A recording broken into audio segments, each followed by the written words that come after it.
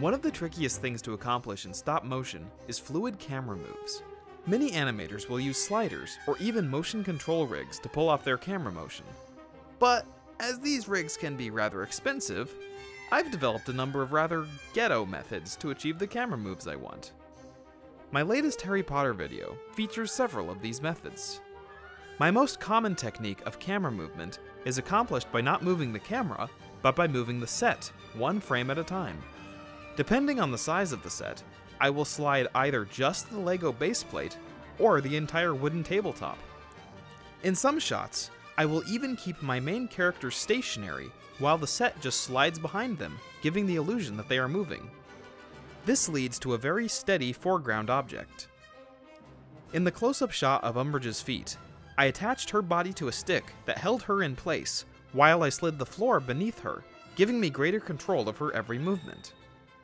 Sliding the set generally allows for greater control and more precise movements than moving the camera. One downside, however, is that unless your lights are small enough to position upon the sliding tabletop itself, your shadows will slowly shift as the scene progresses. If your lighting is soft enough and your shadow subtle enough, this will be hardly noticeable, but for shots with more direct lighting, it can become a real problem.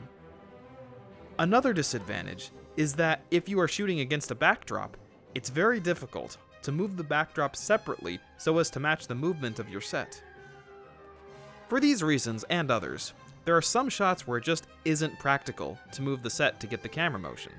In these instances, I will place my tripod on a piece of cardboard or foam core and slide the camera and tripod along the floor one frame at a time while I'm shooting. This method is a little less stable, and if you're not careful, the final shot can be kind of shaky. But with practice, I've learned to use this method to pull off some pretty solid camera moves.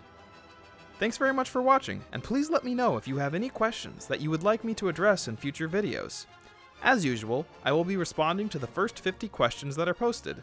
Please subscribe, and please check back next week for an awesome new video. Thanks guys!